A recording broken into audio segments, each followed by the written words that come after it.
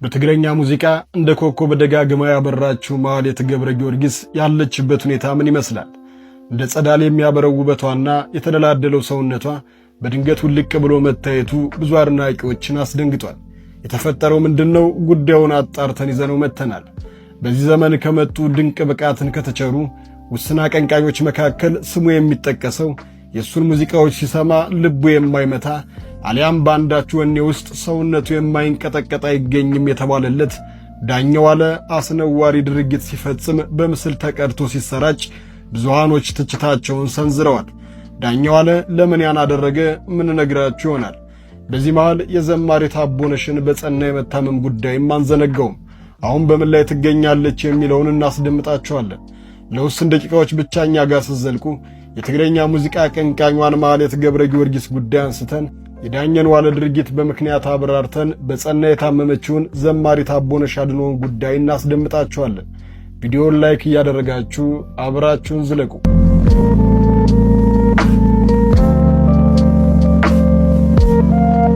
የኢትዮጵያን የባህል ሙዚቃ አቀንቃኞች ስም መጥቀስ ሲጀምር አቦነሽን መጥራት መብት ሳይሆን የግዴታ ጉዳይ ነው።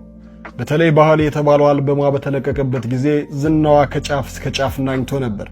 አቦነሽ በሙዚቃ ሕይወቷ 3 ሙሉ አልበሞችን ለአድማጭ አድርሳለች፣ ተወዶላታል። 10 በተለያዩ ሀገራዊ ቋንቋዎችም የተጫወተቻቸው ነጠላ ዜማዎች የማይረሱ ሥራዎቿ ናቸው። ታዲያ በኢትዮጵያ የሙዚቃ ታሪክ ውስጥ ለ24 ዓመታት ካበበችበት በኋላ ሙዚቃን በቃኝ አምላኬን ላገልግል የሚል ውሳኔ ላይ እንድትደርስ የሚያደርግ አጋጣሚ ተከሰተ። አጋጣሚው ሕመም ነው።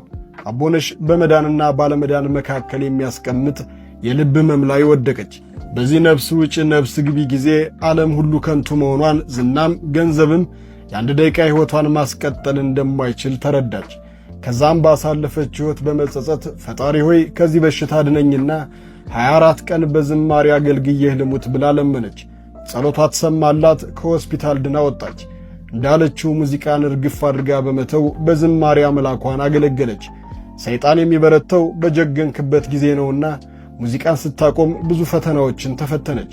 በሰው ሀገር ልጆቿን ለማሳደግ የነበረችበትን ዓለማዊ ክብር በመተው ዝቅ ብላ በሹፍርናና ሌሎች ሥራዎችን እየሰራች ልጆቿን አሳደገች።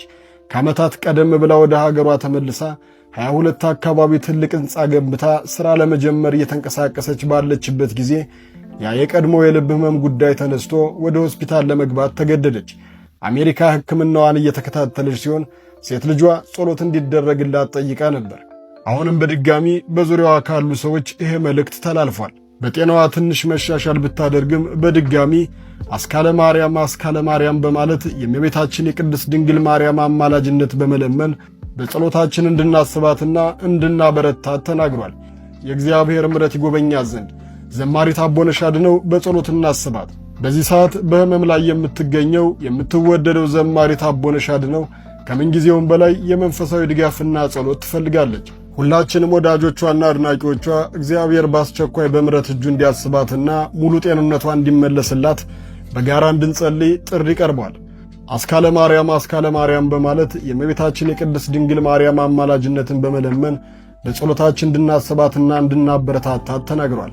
ፈጣሪ ፈጽሞ ይማርሽ፣ ጤናሽ ሙሉ በሙሉ ይመለስልሽ እያልን ዘማሪት አቦነሽ በሙሉ ኃይሏ ወደ አገልግሎት እንድትመለስ ልባዊ ምኞታችን እናቀርባለን። በዚህ ደግሞ ሰሞኑን አስደንጋጭ የሆነ ምስልን በማህበራዊ ሚዲያ ተመልክተናል። የትግረኛ ሙዚቃ አቀንቃኝ የሆነችው ማህሌት ገብረ ጊዮርጊስ ከምትታወቅበት እንደ ጸዳል የፈካ ውበትና ከተደላደለ የሰውነት ቅርጽ ትንሽ ገሸሽ ያለች የሚያስመስልና በአንዳች ጽኑ ሕመም ውስጥ እያለፈች እንደሆነ የሚያሳብቅ ምስል አይተናል። ብዙሃኖች ይህንን ምስል በተመለከቱበት ጊዜ ተደናግጠዋል። ምንስ ነካት? ምንድነው ያመማት በማለት ብዙ አድናቂዎቿ ፈጣሪ ምሕረቱን እንዲሰጣት ጠይቀዋል። ማህሌት ገብረ ጊዮርጊስ የትግረኛ ቋንቋን መረዳት የማይችለው ሐሳቡን በትግረኛ መግለጽ አይደለም አንዲት ቃልን የማያውቅ ሁሉ በሙዚቃ ሥራዎቿ የሚያብድላት እውነትም ሙዚቃ የዓለም ቋንቋ ናት የሚለውን አባባል የምታረጋግጥ አቀንቃኝ ነች። ሥራዎቿ በሁሉም ይወደዱላታል፣ ሁሉም ያከብራታል። ትውልዷም እድገቷን በመቀሌ ከተማ ነው። ሙዚቃንም የጀመረችው በዛው በመቀሌ ነው። በልጅነቷ ጓደኞቿ ጋር ቋግሜን ለመጸበል ስትወጣ በሚዘፈን የሕዝብ ዘፈን በማቀንቀን ጀመረች። ብዙ የትግረኛ አቀንቃኞች ከወጡበት ሰርከስ ትግሬ ሙዚቃ ቡድን ሳይሆን ባህል ያሬድ የተሰኘ የሙዚቃ ቡድንን በመቀላቀል የሙዚቃ ሕይወቷን ጀመረች። በሜጋ አማካኝነት ወደ አዲስ አበባ መጣች። ኃያሉ ፍቅሬና የሚለውን የመጀመሪያ ሥራዋን እንደሰራች ተወዳጅነትን አተረፈች። አልበሟን ሰራች፣ ደገመች፣ ዝናን መወደድን አትረፈረፈች። የመጀመሪያ ትዳሯን አንድ ልጅ ካፈራች በኋላ ተለያየች። ከረጅም ጊዜ በኋላ ሌላ ትዳር መስርታ ሕይወትን ቀጥላለች። በድጋሚ በልጅም ተባረከች። ኑሮዋን ኢትዮጵያና አሜሪካ ያደረገችው ማህሌት የሰሞኑ ፎቶ አስደንጋጭ ምስል ነበር። በትክክልም በህመም ውስጥ እንደነበረች ተረጋግጧል። ህመሟ ለክፉ የሚሰጣት እንዳልሆነ ቢታወቅም ቀላል የሚባል አለመሆኑንም ሰምተናል። ማህሌትም እንዲህ ስትል መልእክቷን አስተላልፋለች። የወቅቱ የጤና ሁኔታዬን አስመልክቶ የጠየቃችሁኝ ወዳጆች አመሰግናለሁ። ሁሉም ነገር ከፈጣሪ ጋር ይስተካከላል። አሁን ላይ በጥሩ ሁኔታ አገኛለሁ በማለት በፌስቡክ ገጹ አጋርታለች።